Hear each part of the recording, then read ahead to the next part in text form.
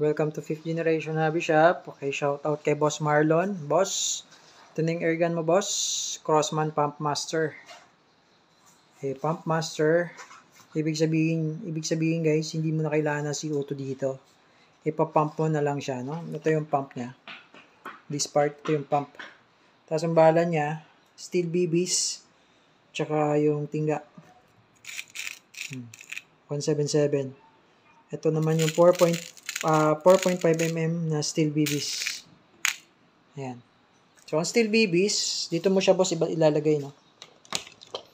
Ayan. Diyan sa may butas na yan, pwede kang mag-stock up to 1,000 na BBs dito. And then, ang pellets naman, dito. Dito siya na part. Yung pellets, yan mo siya. Bolt action kasi siya. So, sa pellets, isa-isa. Sa BBs, pwede kang mag-stock ng up to 1,000 para kada pump, load, kada pump, load. Okay, so yun guys, Crossman Pump Master. Hindi na kailangan ng CO2 dito, ipapump mo na lang siya. Okay, minimum of 3 pumps, maximum of 10 pumps. So kung papump mo siya ng 10, ma-maximize mo, ma-maximize niya rin yung power niya, no? Up to 760 PS. So request ni Boss Marlon, tatest dito sa bote. So, tingnan natin kung kaya niya bang basagin yung bote na yan, okay? So, meron siyang included na scope. Kasama na sa package yan, Discovery BTR 39x40. Okay, so, maganda to siya sa probinsya kasi hindi mo na kailangang bumili ng CO2. Papump mo na lang. And then, yun. Pagka-pump, pwede na. You're good to shoot. Okay, so ang material body niya, polymer, hard plastic siya. Then, rifle steel. Okay. Rifle barrel. Ayan. So, magaan siya. Pero malakas.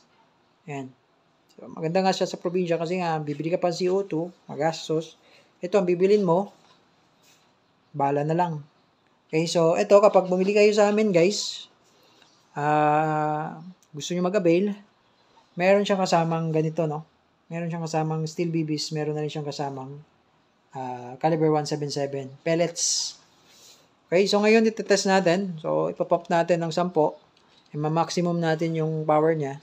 Then ito-try natin dun sa bote na yon. Okay, so dalawang bote yan. Yung isa, dito natin ito-try sa steel BBs. Tapos yung isa naman dito sa caliber 177. So tingnan natin kung alin yung mas malakas. Kung mas malakas ba siya sa steel BBs o mas malakas siya sa pellets. Okay, so ngayon papump natin, no? So, set up ko lang yung ating camera. Okay guys, papump natin ng 10, no? Maximum natin.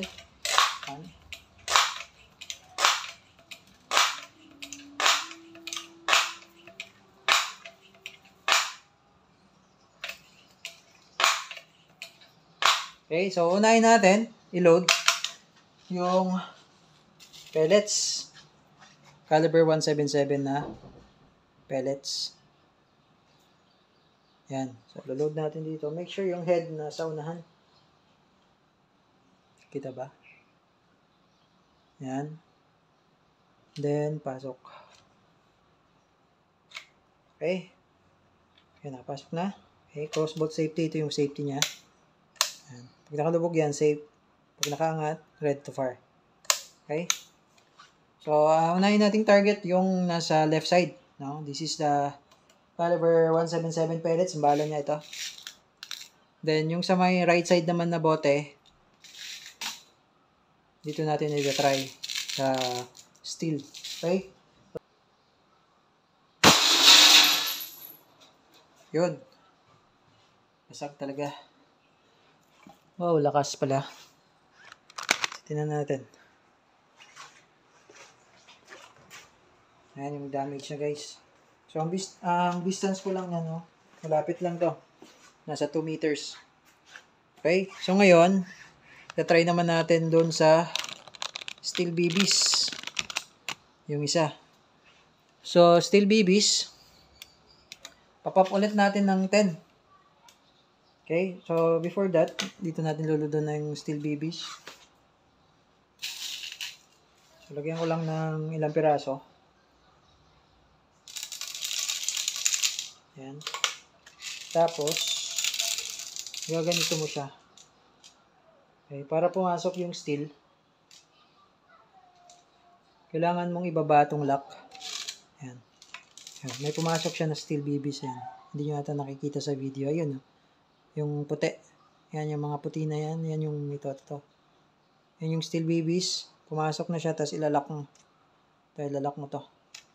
Ayan. Para hindi bumaba yung steel BBs. Hindi bumalik dito sa tangke niya. Sa reservoir.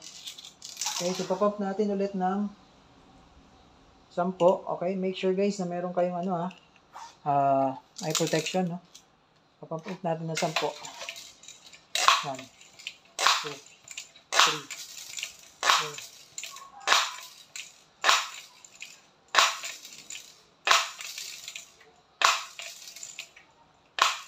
Okay. So yan guys, may steel BBs siya, no? Yan. Yan yung steel BBs. Pasok mo lang. Okay, so try natin yung sa may right side. Try natin dito sa steel BBs kung kaya nyo bang basagin. Okay. Yung first one, yun yung caliber 177 na pellets. So kita nyo naman, talagang durog. Ngayon tingnan natin dito, no? So, make sure meron kayong eye protection guys kasi steel BBs to. Hindi to nayuyupi eh. Tumatalsik to eh, bumabalik. Okay, so tingnan natin. Okay, ready to fire? Firing. Okay, so yun yung damage ng steel BBs. Okay, so tingnan natin. So, ayan. So, sa steel BBs, hindi siya ganoon kalakas. Pero sa caliber 177 kanina, talagang durog yung target natin. So, ibig sabihin guys, mas malakas siya using the caliber 177. Okay, using the caliber 177 pellets. Ito. Mas malakas siya. Mas malakas siya pag ito ang gamit. Eh, yung steel BBs, nakatayo pa rin yung bote. Okay, ayan. So, yun. Kay Boss Marlon, boss. Okay, so, papak na namin itong unit mo, boss. For shipping. O, ayan. Okay, Boss Marlon ng San Jose del Monte. So, ayun, na-try natin dun sa bote. Talagang malakas, boss. Okay, so, salamat, boss, sa tiwala. Salamat at napili nyo ang 5th generation hobby shop. So, ayun, ready na yung order nyo, boss. Okay, ship na natin. Thank you, boss, and have a nice day po.